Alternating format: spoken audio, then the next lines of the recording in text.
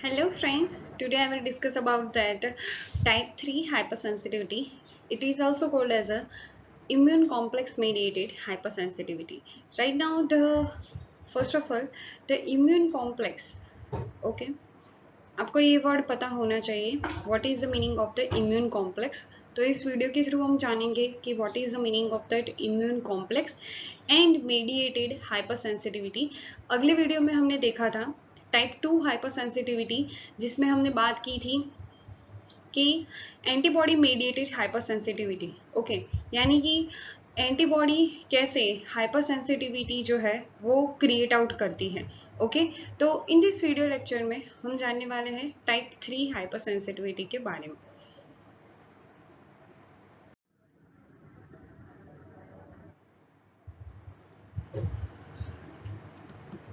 First of all, the question is that what is the immune complex, right?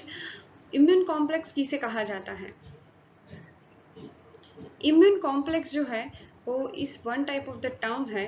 First of all आप focus कीजिए, immune, कोई भी immune body यानी कि हमारी एंटीबॉडी जो है वो अगर एंटीजन से बाइंड हो जाए तो उसे कहा जाता है इम्यून कॉम्प्लेक्स। ओके, तो write down the name word is that the definition is that the reaction of antigen to that antibody they produce that immune complex। यानी कि इस तरह अगर हम कोई इंजेक्शन के थ्रू क्या कर रहे हैं, इंजेक्शन के through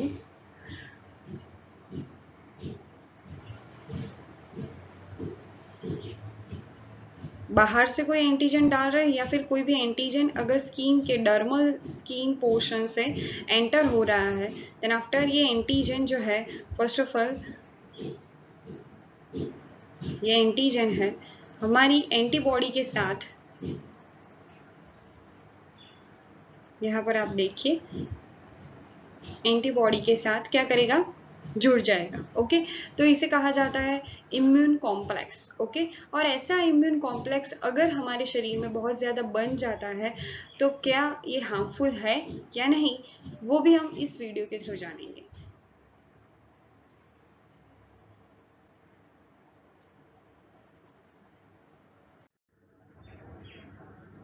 The second question is that immune complex is a harmful or harmless। हमें ये नहीं पता है कि इम्यून कॉम्प्लेक्स हमारे लिए हार्मफुल है या हार्मलेस है। ओके, तो आज हम जान लेते हैं इम्यून कॉम्प्लेक्स के बारे में। The large amount of that immune complex which leads to that tissue damaging. Okay, तो ये था कि अगर बहुत सारा एंटीजेंस आ गया शरीर में तो उसके हिसाब से हमारी जो इम्यून सिस्टम है उसे फाइट करने के लिए, उसे लड़ने के लिए बहुत सारी एंटीबॉडी जनरेट करेगी। ओके, और इस एंटीबॉडी जो है वो एंटीजन से बाइंड हो जाएगी। कैसे बाइंड होगी, तो एंटीबॉडी का टू रीजन पार्ट्स होता है, आपको पता ही है, मैं यहाँ पर लिख रही हूँ, नोट डाउन कर दीजिएगा कि एंटीबॉडी के एफएबी पार्ट यानी कि फ्रेगमेंट एंटीजन बाइंडिंग वाले पार्ट्स के थ्रू एंटीजन जो है वो बाइंड होता है। Okay, fragment antigen binding site इसका पूरा नाम है, लिख लीजिए, फ्रेगमेंट एंटीजन बाइंडिंग साइट, जिससे एंटीजन जो है वो एंटीबॉडी से क्या होता है, बाइंड होता है। Okay, then after FC region वाला पार्ट, एफसी रीजन वाले पार्ट में क्या होता है, तो एफसी रीजन वाले पार्ट में एंटीबॉडी का, देखिए मैं आपको बताती हूँ, येलो कलर पर ध्यान दीजिए, यहाँ पर सॉरी ब्लू कलर लेती हूँ, जस्ट अ मिनट। ये वाला जो पोर्शन है इसे कहा जाता है एफएबी पार्ट, और एफसी रीजन जो है वो जो बॉटम साइड है वो है एफसी रीजन, जहां से एंटीबॉडी जो है वो कोई रिसेप्टर्स से या फिर कोई टारगेट रिसेप्टर्स से क्या होती है, बाइंड होती है। ओके, तो ये थी उसकी कैरेक्टरिस्टिक। तो एफएबी से जब एंटीजन बाइंड हो जाता है तब जाकर इम्यून कॉम्प्लेक्स जो है वो फॉर्म होता है। ओके,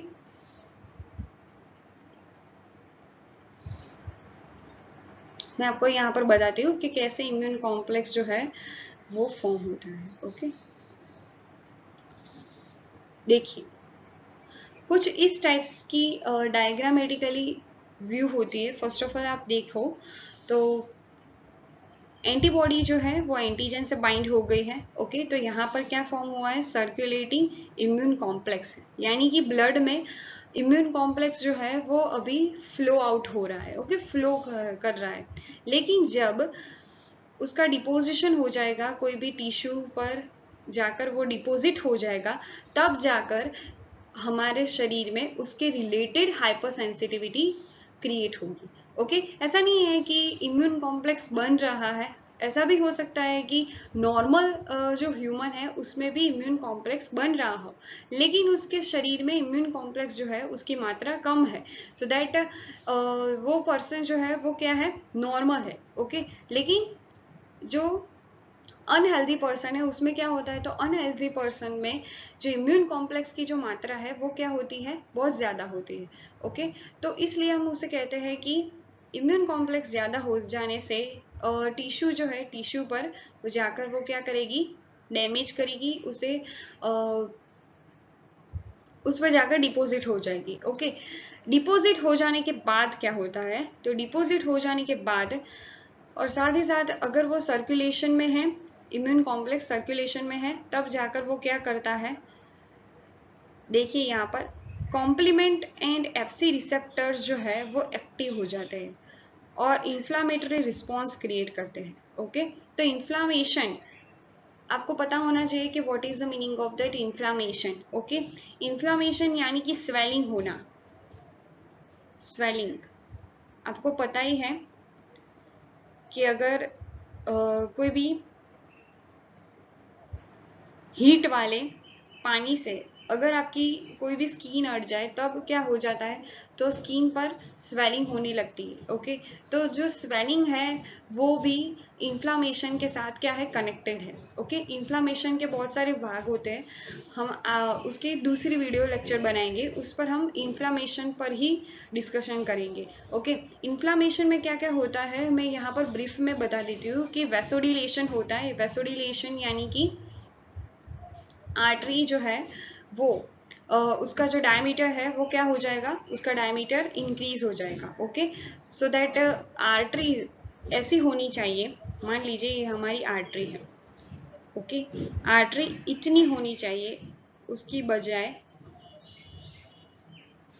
इतनी हो जाती है। ओके, जिसे कहा जाता है वैसोडिलेशन। वैसोडिलेशन होने से क्या होता है, स्वेलिंग होता है, जिसे हम कहते हैं स्वेलिंग, लेकिन बायोलॉजिकल टर्म में उसे कहा जाता है वैसोडिलेशन। और वैसोडिलेशन के थ्रू हमारे जो इम्यून सेल्स है वो उसकी संख्या यानी कि नंबरिंग जो है वो इस पोर्शन में बहुत ज़्यादा होगी। ओके, इस पोर्शन में आरबीसी भी ज़्यादा होगी, ल्यूकोसाइट्स भी ज़्यादा होंगे, वाइट ब्लड सेल्स भी ज़्यादा होंगे। ओके, तो उसके हिसाब से वो पोर्शन जो है वो कैसा रहेगा, स्वेल हो जाएगा, उसमें हीट भी लगेगी, यानी कि आपको वहाँ आप अगर टच करोगे तो वहाँ पर आपको ऐसा लगेगा कि वहाँ पर थोड़ा बहुत टेम्परेचर हाई है। ओके, देन आफ्टर उसके हिसाब से स्वेलिंग, रेडनेस भी हमें दिखने को मिलते हैं। ओके, तो ये सारे इन्फ्लामेशन के रिलेटेड कुछ हमने क्या बात की उसकी इन्फ्लामेशन के बारे में। ओके, तो इन्फ्लामेशन को ये क्रिएट करती है कौन, इम्यून कॉम्प्लेक्स। ओके, क्योंकि यहाँ पर क्या आ गया है, फोकस कीजिए, वन नॉट, क्या आ गया है, न्यूट्रोफिल्स आ गए। क्या आ गए हैं, न्यूट्रोफिल्स। और न्यूट्रोफिल्स क्या करते हैं, तो न्यूट्रोफिल्स जो है वो लाइसोसोमल एंजाइम्स यानी कि लाइटिक एंजाइम्स उसके पास बहुत ज़्यादा होते हैं। ओके, तो उसके पास लाइसोसोमल और एंजाइम होने के कारण वो मैक्रोफेज के रूप में होता है। ओके, यानी कि कोई भी एंटीजन को वो एंगल्फ कर सकता है। ओके, तो यहाँ पर तो इम्यून कॉम्प्लेक्स बना है, तो वो क्या कर जाएगा, पूरा का पूरा इम्यून कॉम्प्लेक्स को फैगोसाइट्स कर देगा, कौन, neutrophils.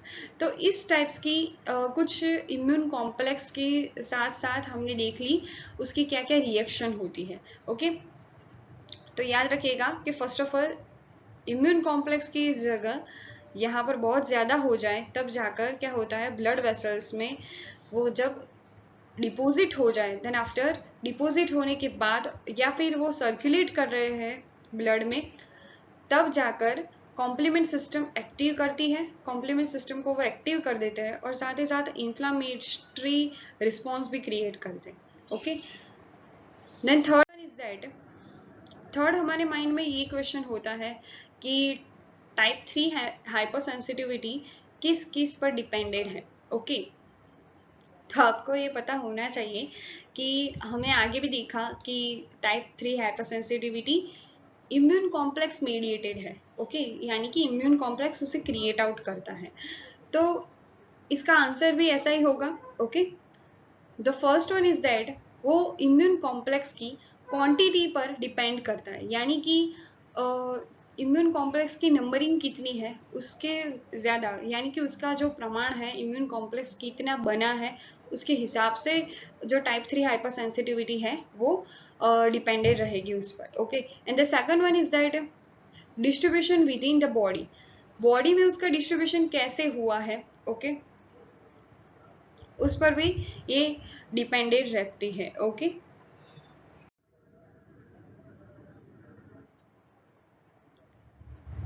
and the third question is that where occur immune complex mostly. okay, mind में ऐसा क्वेश्चन होना चाहिए कि इम्यून कॉम्प्लेक्स जो है वो मोस्टली कहाँ पर फॉर्म होता है. The answer is that mostly that are form in that when the complexes are deposited in the tissue where near the site of the antigen entry localized as a reaction develops. okay,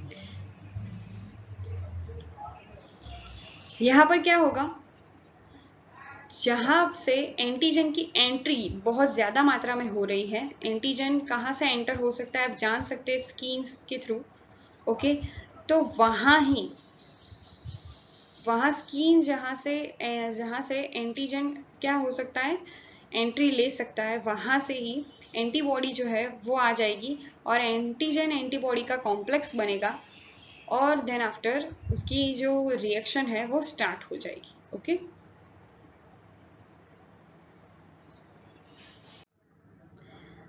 then after हमारे सामने fourth वाला question आ गया हमारे सामने, when exactly reaction occurs in body, कब जाकर reaction occur होती है. तो मैंने आगे भी कहा आपको,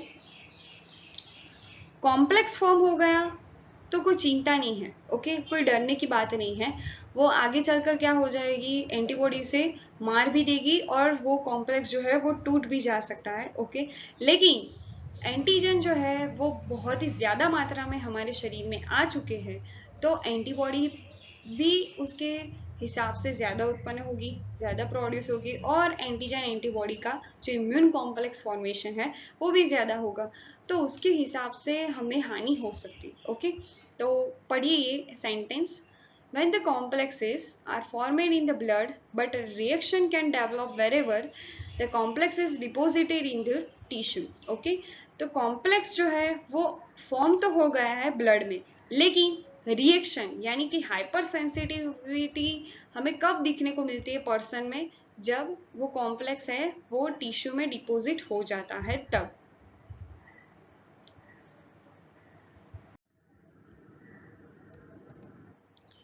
अब जाकर आता है हमारे सामने where are immune complex deposition occur.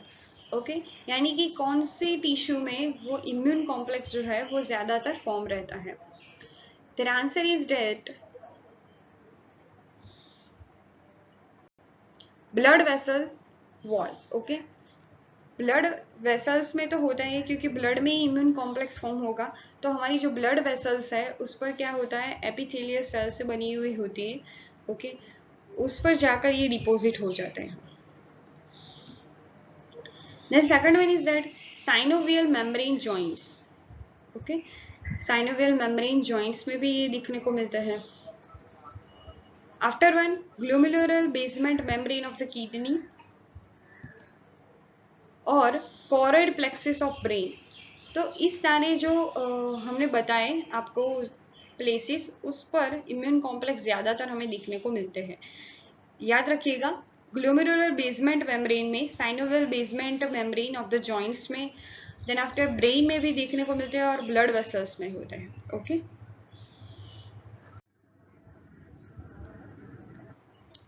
अब हम देखते हैं हाइपर सेंसिटिविटी होने के कारण, टाइप 3 हाइपर सेंसिटिविटी होने के कारण क्या क्या रिएक्शंस होती है हमारे शरीर में। ओके, ये जानना हमें जरूरी है। First one is that the tissue is injured as a consequences the granular release from neutrophils। Okay, तो क्या होता है कि जब टिश्यू इंजर्ड होती है तब जाकर न्यूट्रोफिल्स है, जो ग्रेन्युलर न्यूट्रोफिल्स है, वो उस इंजर्ड वाले पार्ट पर फर्स्ट ऑफ ऑल आते हैं। तो ये वाला जो क्वेश्चन है वो एग्जाम में बहुत बार आ चुका है कि कौन से सेल्स है जो इंजर्ड वाले पोर्शंस, यानी कि कोई भी टिश्यू अगर इंजर्ड हुए तो फर्स्ट ऑफ ऑल कौन आ जाता है वो पोर्शन पर। ओके, तो याद रखिएगा neutrophils. The second one is that ये इम्यून कॉम्प्लेक्स है, जस्ट मिनट, ये एंटीबॉडी और एंटीजन का बना हुआ इम्यून कॉम्प्लेक्स है। ये एंटीबॉडी का इम्यून कॉम्प्लेक्स आगे चलकर किसको एक्टिवेट करता है, तो हमारी जो कॉम्प्लीमेंट सिस्टम है उसे एक्टिव करता है। आपको ये छोटे छोटे पॉइंट्स जो है वो याद रहने चाहिए कि कॉम्प्लीमेंट सिस्टम क्या है। ओके, यहाँ पर मैं आपको ब्रीफली रिकॉल आउट करा देती हूँ। ये जो कॉम्प्लीमेंट सिस्टम है वो कुछ टाइप्स के प्रोटीन्स के क्लस्टर होते हैं। ओके, कॉम्प्लीमेंट सिस्टम यानी कि the cluster of proteins.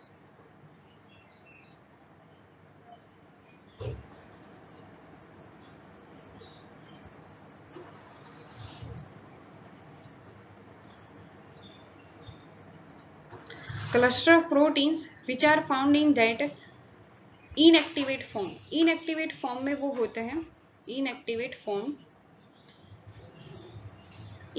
form into the blood। Blood में वो इनएक्टिवेट फॉर्म में होते हैं, लेकिन जब न्यूट्रोफिल्स या फिर कोई भी टाइप का यहाँ पर इम्यून कॉम्प्लेक्स जनरेट होता है तब हमारी जो कॉम्प्लीमेंट सिस्टम है, यानी कि जो क्लस्टर प्रोटीन्स है, प्रोटीन्स का जो बंच है, ओके, वो क्या हो जाता है, एक्टिव हो जाता है। और उसका फंक्शन तो आप जानते ही हैं, हमने आगे भी डिस्कस किया था कि वो सेल पर क्या करता है, सेल पर पोर्स जनरेट करता है। मान लीजिए ये है पोर। ओके, तो पोर्स जनरेट हो गए हैं तो क्या होगा, सेल का एंडोसाइटोसिस, सेल्स में से जो साइटोप्लाज्म है वो बाहर निकल जाएगा, जिसे हम कहते हैं endocytosis process. Okay,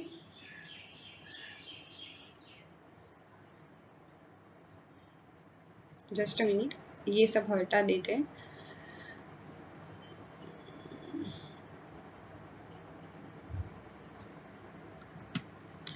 The third one is that the C3A and C5A complement spilt products that are act as an anaphylatoxin that cause the localized mast cell granulation and consequent release of that local permeability। Okay, तो ये है third reaction, जिसमें क्या होता है, तो C3A और C5A, okay, ये दोनों जो है वो कॉम्प्लीमेंट स्पिल्ट प्रोडक्ट्स है, यानी कि कॉम्प्लीमेंट सिस्टम में से निकली हुई प्रोडक्ट्स हैं। ये दोनों जो है वो क्या करती है, एज अ एनाफाइलोटॉक्सिन के रूप में होती है, एनाफाइलोटॉक्सिन के रूप में। ओके, और एनाफाइलोटॉक्सिन जो है वो क्या करता है, तो एनाफाइलोटॉक्सिन हमारे मास्ट सेल के पास जाता है और मास्ट सेल्स में से वैसोएक्टिव एमाइंस का सिक्रीशन करवाता है, यानी कि डीग्रेन्युलेशन, ग्रेन्यूल्स को तोड़ना, जिसे कहा जाता है डीग्रेन्युलेशन। डीग्रेन्युलेशन होता है तब वैसोएक्टिव एमाइंस बहुत ज्यादा मात्रा में सिक्रीट होते हैं, लाइक दैट हिस्टामाइन, सेरोटोनिन जैसे बहुत सारे वैसोएक्टिव एमाइंस जो है वो सिक्रीट आउट होते हैं। और उसके हिसाब से जो ब्लड वेसल्स में अगर हो रहा है ये सब, तो ब्लड वेसल्स की जो परमिएबिलिटी है, प्लाज्मा मेम्ब्रेन की जो परमिएबिलिटी है वो क्या हो जाती है, बढ़ जाती है। Okay, then after the fourth point आप रीड करो। यहाँ पर भी हमने C3A, C5A और देन आफ्टर यहाँ पर जो नया पोर्शन आया है जिसका नाम है C5A, B67, C5B67 जो है वो तीनों के तीनों जो यहाँ पर मैंने लिखे हैं वो है कीमोटैक्टिक फैक्टर्स। क्या है? कीमोटैक्टिक फैक्टर्स। कीमोटैक्टिक फैक्टर्स यानी कि कोई भी केमिकल्स का सिक्रीशन करके सेल्स को अट्रैक्ट करना। ओके, तो यहाँ पर कीमोटैक्टिव फैक्टर्स ये सब है, वो आगे चलकर क्या करते हैं, न्यूट्रोफिल्स को एक्टिव करते हैं, अट्रैक्ट करते हैं उस साइट पर।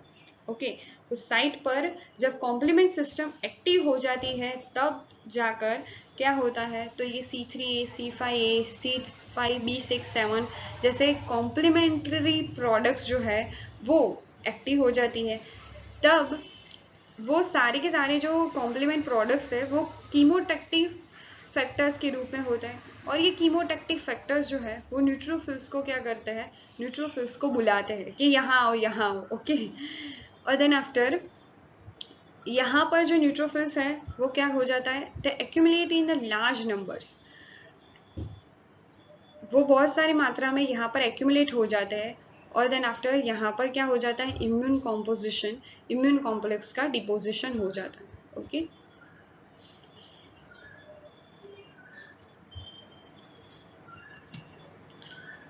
the last one is that the neutrophils release that lytic enzymes and which also active that phagocytic cells and for that phagocytic process.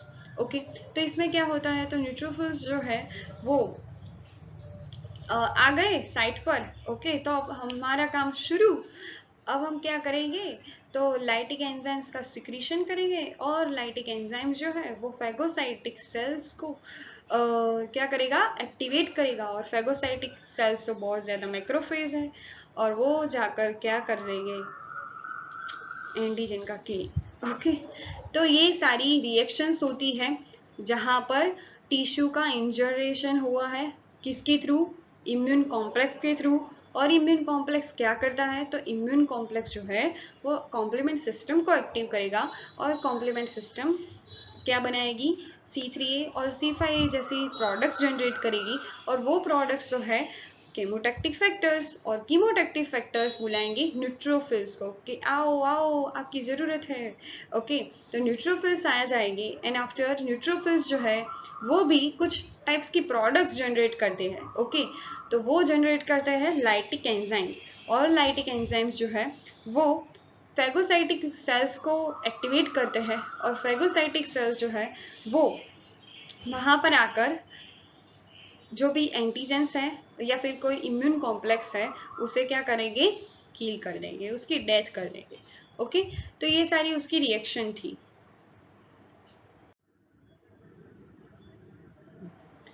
यहाँ पर मैं आपको पढ़ाने वाली हूँ हाइपर सेंसिटिविटी रिएक्शंस, ये मेरी नोट्स हैं। ओके, मुझे जो पिक्चर थी कहीं दूसरे में नहीं मिली, सो दैट मुझे यही पिक्चर लेनी पड़ी। ओके, मैंने जो ड्रॉ की थी वैसे ही आप भी ऐसे ही ड्रॉ करेगा। ओके, ये है क्यूबी के, मैंने जो क्यूबी वाली जो हमारी इम्यूनोलॉजी की रेफरेंस बुक है उसमें से ही ली है। ओके, तो आप आपको ये चाहिए तो आप क्यूबी वाली जो बुक है उसमें से ले सकते हैं। ओके,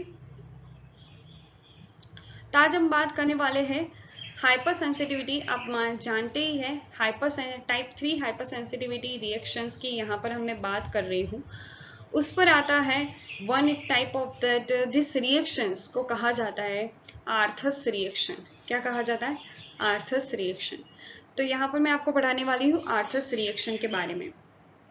आपने अगर टाइप 3 हाइपर सेंसिटिविटी के बारे में क्लियरली पढ़ लिया हो तो आपको बहुत ही ज्यादा अच्छे से अपने माइंड में आ जाएगा कि आर्थस रिएक्शन क्या होती है। Just minute,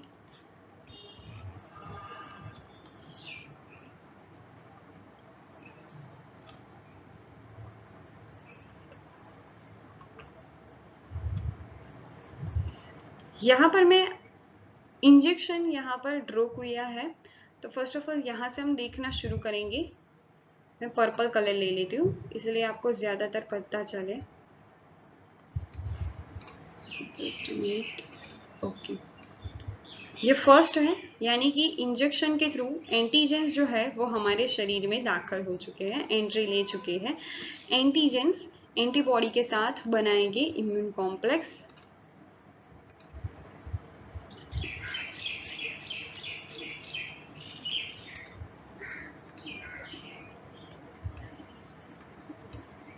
immune complex form हो गया, then after the activate that complement activation, यानी कि कॉम्प्लीमेंट सिस्टम जो है वो एक्टिवेट हो गई है।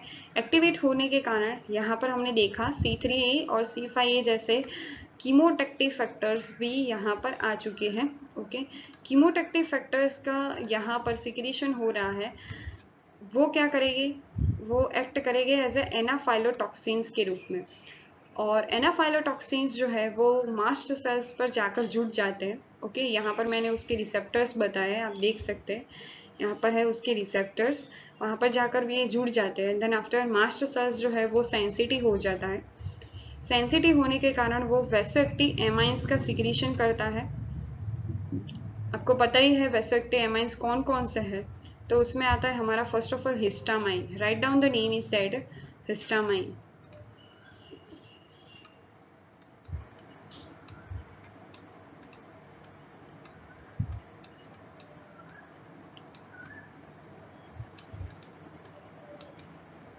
ये हिस्टामाइन जो है वो क्या करता है, हिस्टामाइन हमारी जो टिश्यू सरफेस है, यहाँ पर मैंने आपको टिश्यू बताई है, ये टिश्यू में जाकर हिस्टामाइन का सिक्रीशन जहाँ पर बहुत ज़्यादा है वहाँ हमारा न्यूट्रोफिल्स आ जाता है, और न्यूट्रोफिल्स आ जाने के बाद वो केमोटेक्टिकली अट्रैक्ट होता है। किसके हिसाब से केमोटेक्टिकली अट्रैक्ट होगा, तो इसके हिसाब से C3 और C5A, और साथ ही साथ हिस्टामाइन भी उसे क्या करेगा, बुलाएगा कि चलो न्यूट्रोफिल्स आ जाओ, ये वाले पोर्शन में आपकी ज़रूरत है। ओके, तो यहाँ पर वो आ गया न्यूट्रोफिल्स। अब जाकर न्यूट्रोफिल्स क्या करेगा, तो न्यूट्रोफिल्स जो है वो आपको पता ही है लाइटिक एंजाइम का सिक्रीशन करेगा, और लाइटिक एंजाइम्स जो है वो फैगोसाइटिक प्रोसेस के लिए न्यूट्रोफिल्स को एक्टिव करता है, साथ ही साथ फैगोसाइटिक सेल्स को भी एक्टिव करता है। और लाइटिक एंजाइम्स जो है, लाइटिक एंजाइम्स का फंक्शन क्या है, तो लाइटिक एंजाइम्स का फंक्शन दो टाइप का है। फर्स्ट ऑफ ऑल वो फैगोसाइटिक सेल्स को एक्टिवेट करता है, और साथ ही साथ वो एंटीजन एंटीबॉडी का जो इम्यून कॉम्प्लेक्स है उसे ब्रेक करता है। क्या करता है, उसे ब्रेक करता है, और ब्रेक करने के बाद जो एंटीजन जो रिमूव आउट होगा, उस एंटीजन को हमारी जो हमारा जो न्यूट्रोफिल्स है वो एज अ मैक्रोफेज के रूप में रहता है। ओके, तो वो क्या कर जाएगा, एंटीजन को एंगल्फ कर जाएगा। ओके, तो ये थी आर्थस रिएक्शन, कि आर्थस रिएक्शन में क्या होता है हमने जाना, वो सेम ही है as a type 3 hyper sensitivity के रूप में। ओके, तो ये थी हमारी सारी की सारी information as about that type 3 hyper sensitivity. Okay, हमने इस वीडियो के थ्रू जाना कि type 3 hyper sensitivity immune complex mediated होती है। इम्यून कॉम्प्लेक्स हमारे लिए अगर हमारे शरीर में ज़्यादा है तो वो क्या होते हैं, हार्मफुल होते हैं, और अगर हाँ बहुत कम मात्रा में है तो वो जल्दी से रिकॉल भी हो सकते हैं, उसकी ट्रीटमेंट भी हो सकती है। ओके, उसके बाद हमने जाना कि टाइप 3 हाइपर सेंसिटिविटी के बारे में कौन कौन सी रिएक्शंस हमारे शरीर में होती है, और उसकी रिएक्शंस कैसे होती है, ये डायग्रामेटिकली ये मैंने व्यू आपको दिया है। Okay, I hope like this video and you can enjoy this video by the help of the type 3 hypersensitivity reaction। अगले वीडियो में हम बात करेंगे टाइप 4 hypersensitivity जो है डिलेड टाइप हाइपरसेंसिटिविटी। ओके, तब तक आप देख रहे मेरी चैनल रोशनी पेट, और आप कमेंट करना भूल जाते हैं तो प्लीज़ मुझे कमेंट सेक्शन में ज़रूर बताइएगा। Okay, thank you, bye bye.